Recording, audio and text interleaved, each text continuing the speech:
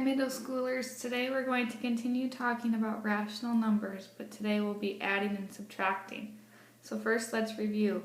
A rational number is a number that can be written as a quotient of two integers. In other words, a rational number is either an integer or a fraction.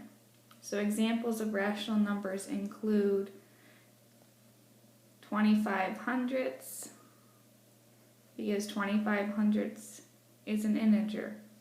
Another rational number would be 3/4,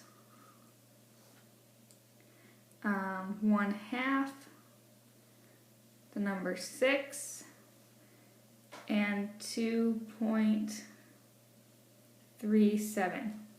These are all examples of rational numbers.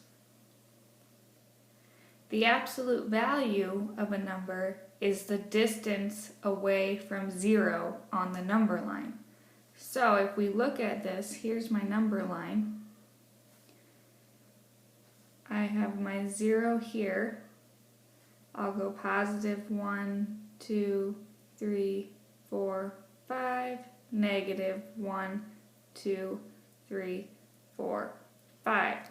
If we take a look at negative 3, and the number and positive 3 on the number line, you'll notice that the distance of positive 3 from 0 is 1, 2, 3. So the absolute value of 3 is 3. And this is how we write that. You write the number, and then you enclose the number in two lines. That means the absolute value of 3 equals 3. Now let's look at negative 3. Negative 3 is also 1, 2, 3 away from 0. So the absolute value of negative 3 would be 3 as well. What's important to remember is that an absolute value is always positive. It's the distance away, it's the distance the number is away from 0. So let me ask you, what would be the absolute value of negative 7? I'll give you a minute to think about that.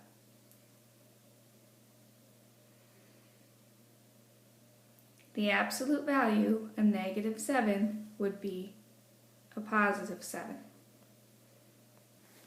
Let's go on to adding rational numbers that have the same sign. So if I have the problem 1 and 3/4 plus 2 and 1/8, both of these numbers are positive. However, I have two numbers with two different denominators, or not denominators, yes, two different denominators. I apologize for that.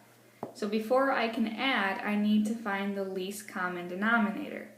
So I know right off the bat that 4 can go into 8 two times. So I need to multiply both my denominator of 4 and my numerator of 3 times 2.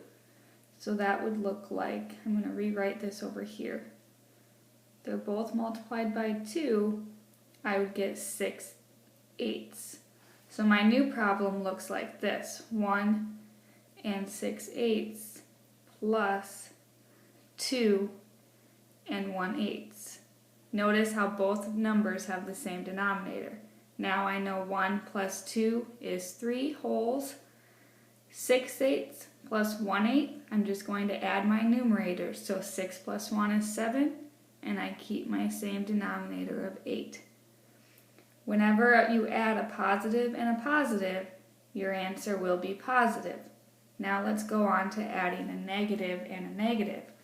If I have negative 3.5 plus another negative 4.25, my answer will be negative, because a negative plus a negative will be negative. Here's how I'm going to add that. I'm going to just line it up like I normally would.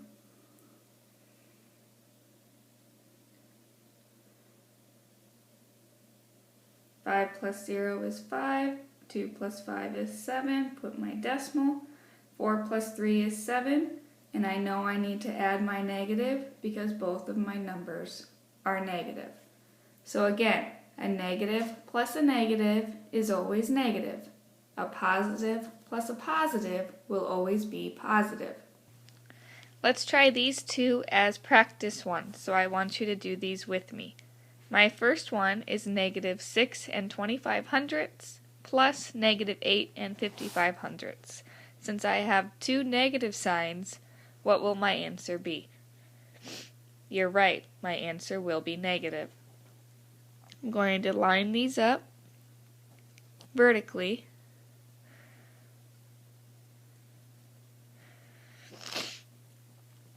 And I'm going to add like I normally would. So 5 plus 5 is 10. Put the 0 and carry the 1. 2 plus 5 is 7, plus 1 more is 8. Don't forget to line up your decimals. 6 plus 8 is 14. And I'm going to add in my negative sign because both of those were negative. Now I have 2 1/4 plus 3 1/2. The first thing I notice is that I have two different denominators, so I need to find a way to make both the denominators the same. Think about what denominator we should use. If you're thinking we should use 4, you're correct. I can take 2 times 2 in order to get 4, but if I'm going to multiply this denominator by 2, I need to multiply my numerator by 2. So that gives me 2/4. Now I can come down here and I'll rewrite my problem. So 2 1/4 plus 3 2/4 equals 1 plus 2 is 3 over 4, and 2 plus 3 is 5. So my answer would be a positive 5 3/4 since both of those numbers were positive. Now we're going to go into adding rational numbers with two different signs. So my first problem is 1 3/4 plus a negative 2 1/4. In order to add rational numbers with opposite signs, you're going to first find the absolute value of each number. Remember, the absolute value is always positive, and it's the distance from 0 that the number is. So the absolute value of 1 3/4, remember I put my lines around it to show my absolute value, equals a positive 1 3/4. My absolute value of negative 2 1/4 is a positive 2 1/4. So the absolute value of a negative number is always the number's positive opposite. So the absolute value will always be positive. Now that I have my absolute value, I'm going to subtract the lesser number from the greater number. So my greater number is 2 1/4. I'm going to subtract 1 3/4.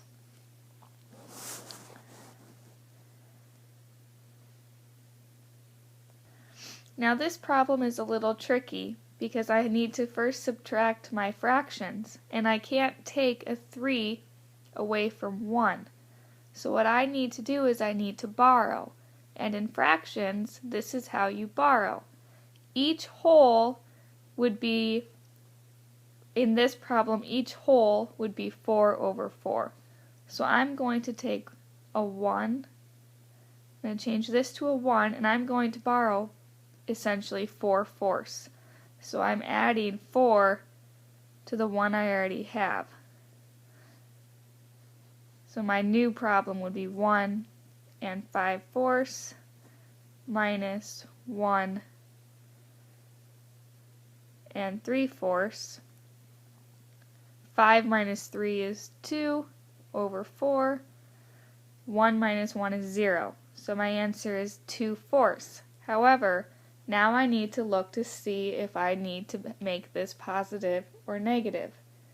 I look at the absolute value again.